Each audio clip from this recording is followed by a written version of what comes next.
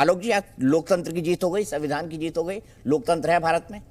देखिए, मुझे लगता है दीपक जी बहुत बड़ा विषय है, इतना हल्का विषय नहीं है जिस तरह से आप पूछ रहे हैं। लोकतंत्र के ऊपर तमाम प्रश्न चिन्ह उठे और लोकतंत्र को बचाने के लिए और संविधान को बचाने के लिए जो लड़ाई कांग्रेस पार्टी पिछले 9 वर्षों से लड़ रही है, उसमें एक जीत हुई है, ज़रूर हुई है। और ये केवल कांग्रेस पार्टी या राहुल गांधी जी की जीत नहीं है, ये पूरे देश की जीत है, भारतीय लोकतंत्र की जीत है। लेकिन अगर आप दूसरा प्रश्न का हिस्सा देखेंगे, क्या वास्तव में लोकतंत्र है कि नहीं, तो एक बार मणिपुर जाइए आप और पता चलेगा कि किस तरह से लोकतंत्र को कुचला गया है। किस तरह से किरण रिजिजू जी ने कहा कि सुप्रीम कोर्ट के जो रिटायर्ड जजेस हैं वो देश के खिलाफ काम करते हैं। वो तमाम चीज़ें हैं दीपक जी, आज मैं उन पर नहीं जाना चाहता हूँ। मैं आज राहुल गांधी जी का जो निर्णय आया है वो सत्य की भी जीत है और भारतीय लोकतंत्र की भी जीत है। और इसी लड़ाई को हम लड़ रहे थे और यही लड़ाई थी कि किस तरह से वहाँ पर 2 लोअर कोर्ट और फिर हाई कोर्ट के अंदर जिस तरह से गलत तथ्यों के आधार पर एक व्यक्ति ने निर्णय हुआ, वहाँ पर न्यायालय ने निर्णय दिया, उसके खिलाफ हम सुप्रीम कोर्ट में गए और सुप्रीम कोर्ट में हमें न्याय मिला।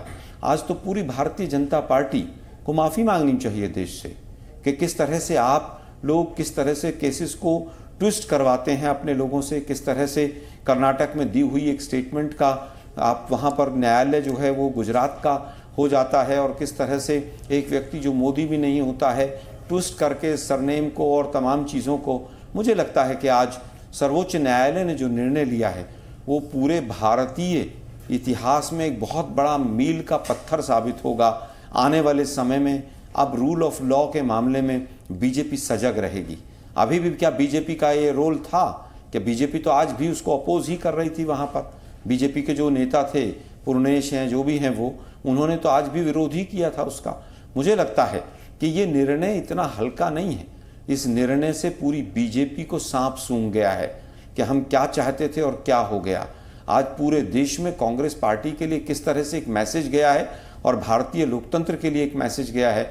मुझे लगता है कि लोकतंत्र की भी जीत है और ये सत्य की जीत है। और हम पहले दिन से दीपक जी आपके ताल ठोक के शो पे आता रहा मैं और हमेशा कहा कि जो चार्जेस हैं फ्रेम किए गए हैं ये कहीं ना कहीं कॉन्स्पिरेसी है। आज सुप्रीम कोर्ट ने उस चीज़ के ऊपर मोहर लगाई है तो स्वाभाविक है कि लोकतंत्र और संविधान की जो लड़ाई थी उसमें ये पूरे देश की जीत है। शहजाद जी बताइए, आपने जानबूझ के इस केस में राहुल गांधी को फंसवाया था जिसके चलते कोर्ट ने सजा दी, ये आरोप है आप पर। दीपक जी, सबसे पहले तो मेरे बड़े भाई आलोक जी को बता दूं कि आज वो दोष मुक्त नहीं हुए हैं। आज केवल स्टे ऑफ कन्विक्शन मिला है सुप्रीम कोर्ट के द्वारा, जब तक कि जजमेंट फाइनल नहीं आता सेशंस कोर्ट में, तो इसलिए दोष मुक्त हुए हैं ऐसा नहीं है। और इसी सुप्रीम कोर्ट ने सख्त टिप्पणी भी ये की है कि किस प्रकार की बातें राहुल गांधी कहते हैं उनको थोड़ा ध्यान रखना चाहिए। जिस प्रकार का उनका एक पद है, उनका एक जगह है, एक सांसद भी थे वो, और अब तो फिर से वो शायद बहाल हो चुके हैं सांसद के रूप में। तो मुझे लगता है कि पहले तो दोष मुक्त नहीं हुए। दूसरी बात, आज मैं बड़ा खुश हूँ। लोकतंत्र की जीत हुई हो ना हुई हो, कुछ लोग तो परिवार तंत्र को लोकतंत्र मानते हैं, पर आज बेचारी सुप्रीम कोर्ट बच गई। दीपक जी थोड़ी कल्पना कीजिए, यदि ये अलग फैसला आता तो क्या होता। यही लोग यहां पर बैठकर कहते कि ये सुप्रीम कोर्ट तो पूरा मोदी जी कंट्रोल कर रहे हैं। देखिए, गहलोत जी ने कहा भी था कुछ दिनों पहले, judiciary is under control of Modi ji. तो राहुल जी ने भी कहा था कि सुप्रीम कोर्ट, और वो भी विदेश की धरती पर जाकर, कि सुप्रीम कोर्ट को भी मैनिपुलेट करते हैं मोदी जी। तो चलिए, आज कम से कम जैसे कर्नाटका चुनाव के बाद बेचारी ईवीएम बच गई, ईवीएम की इज्जत बहाल हो गई, आज सुप्रीम कोर्ट की भी इज्जत बहाल हो गई है। पर मेरा एक ही सवाल है आलोक जी से। आलोक जी बताइए ना, आज सुप्रीम कोर्ट का फैसला अच्छा जो है उसको गप गप करते हैं आप, तो बताइए सुप्रीम कोर्ट का फैसला जब ईडी के खिलाफ 14 पार्टियां गई थी ये कहने के लिए कि मोदी जी ईडी का चाबुक इस्तेमाल करते हैं, और सुप्रीम कोर्ट ने कहा ऐसा कुछ नहीं है, तो क्या सुप्रीम कोर्ट सही थी, या तब सुप्रीम कोर्ट में कोई ना कोई कंट्रोलिंग की जा रही थी? जब सुप्रीम कोर्ट ने 3 तलाक का कानून बनाने का फैसला दिया तब सुप्रीम कोर्ट सही थी या उसको कंट्रोल किया जा रहा था? जब सुप्रीम कोर्ट ने राम मंदिर का फैसला दिया था जिसके खिलाफ आपने तो दीपक मिश्रा जी के खिलाफ एक इंपीचमेंट मोशन लाने का काम किया, तब सुप्रीम कोर्ट सही थी और आज सुप्रीम कोर्ट सही है, या तब सुप्रीम कोर्ट खराब थी? तो जरा बताइए हमको कि ये चयनात्मक कमिटमेंट तो नहीं है कॉन्स्टिट्यूशन की तरफ, क्योंकि आप ही के नेताओं ने, देखिए मान्यवर, उनको लोअर कोर्ट ने, सेशन कोर्ट ने कन्विक्ट किया और हाई कोर्ट ने उसको अपहोल्ड किया, और हाई कोर्ट की बड़ी बेंच ने भी उसको अपहोल्ड किया। तो कई सारे जो लेवल्स है कोर्ट के, उन्होंने उनके दोष को सिद्ध किया है, साबित किया है। अब आप बताइए कि कोर्ट जो आपको कन्विक्ट करे तब तो कोर्ट खराब हो जाता है, और जब कोर्ट स्टे लगवाए कन्विक्शन पर तब तो कोर्ट अच्छा हो जाता है। ये वही लोग कर सकते हैं, जैसे प्रमोद तिवारी ने कहा था कि गांधी परिवार कानून के ऊपर है, उनके लिए एक सेपरेट कानून होना चाहिए। मुझे लगता है ये अहंकारी भाव जो है आज इसको छोड़ना चाहिए। पर एक आखिरी बात दीपक जी, आज पता है भाजपा वाले बड़े खुश हैं। आपको मेरी मुस्कुराहट नजर आ रही कि नहीं आ रही? अरे भाई, आज तो कांग्रेस वाले, और मुझे एक बड़ी उम्मीद थी कि आज आचार्य प्रमोद कृष्णम को आप ले आएंगे।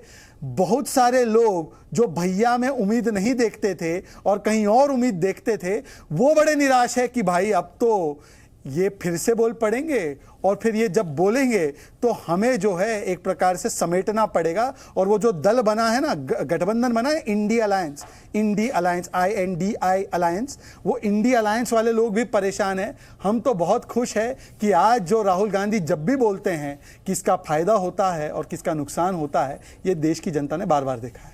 आलोक शर्मा जी भी मुस्कुरा रहे हैं, आपका जवाब? देखिए, मुझे लगता है कि मोदी जी जब जब बोलते हैं तो देश का नुकसान ज़रूर होता है, क्योंकि मोदी जी झूठ से शुरू करते हैं, झूठ पर अंत करते हैं।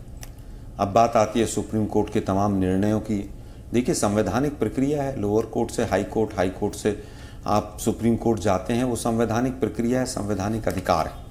लेकिन इसी सुप्रीम कोर्ट के जजेस के मोबाइल में पेगासस लगा और उसके अंदर केंद्र सरकार ने सहयोग नहीं दिया, वो भी सामने। यहीं पर यह भी है, वो भी सख्त टिप्पणी थी कि केंद्र सरकार ने सहयोग नहीं दिया, और यहीं पर यह भी था, सख्त टिप्पणी ये भी थी, तमाम जो जितने पत्रकार थे जिनको जेलों में डाला गया, सख्त टिप्पणी अजय मिश्रा टेनी के लिए भी थी। इस सरकार को सुप्रीम कोर्ट ने कोरोना से लेकर अभी तक जितनी नसीहतें दी हैं, शायद किसी सरकार को नहीं दी होंगी।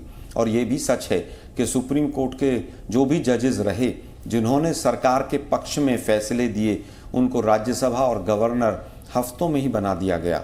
नोटबंदी हो, चाहे नोटबंदी का प्रक्रिया ठीक थी, जिस जज महोदय ने दिया उनको गवर्नर बनाया गया, फिर राज्यसभा बनाया गया, राम मंदिर हो, हमने तो हमेशा सुप्रीम कोर्ट के किसी भी निर्णय का स्वागत किया है, चाहे वो 3 तलाक हो, चाहे कोई भी हो।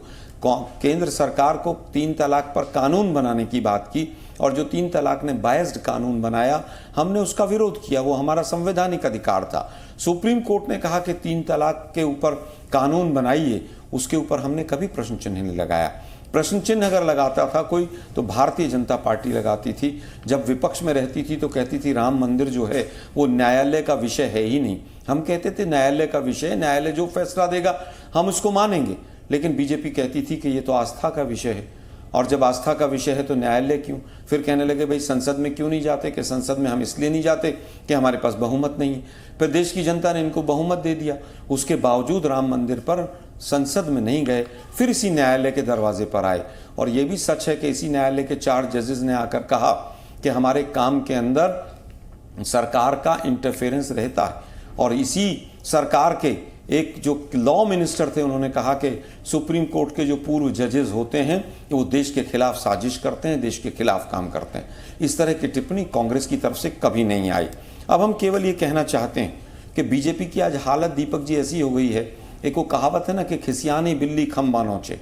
बीजेपी और बीजेपी के तमाम घटक दल और बीजेपी का सपोर्ट करने वाला वो मीडिया, वो पूरा जगत आज पूरी तरह से खिसियानी बिल्ली की हालत हो गई है।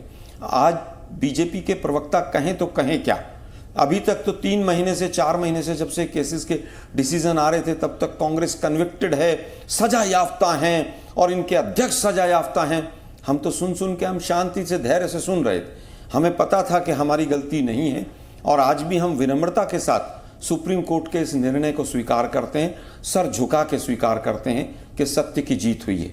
लेकिन आज सवाल केंद्र सरकार से पूछा जाना चाहिए, आज सरकार गुजरात सरकार से सवाल पूछा जाना चाहिए, क्योंकि क्रिमिनल ऑफेंस में सरकार भी एक पार्टी होती है, कि आपने किसका साथ दिया, एक झूठे व्यक्ति का, एक झूठे केस का। कभी आप केस को हाई कोर्ट में ले गए, कभी स्टे कर दिया, कभी आप उसको केस को शुरू करने की बात करते हैं। ये पूरा का पूरा जो कॉन्स्पिरेसी थी ये बीजेपी के इशारे पर हो रही थी, वो व्यक्ति बीजेपी का था, वो केस झूठा था, वो केस फर्जी था। राहुल गांधी ठीक है। की भारत जोड़ो यात्रा के बाद ठीक है। जिस तरह से बीजेपी के अंदर थोड़ा डर व्याप्त छोटा हुआ। रखें, अपना जवाब छोटा रखें। जी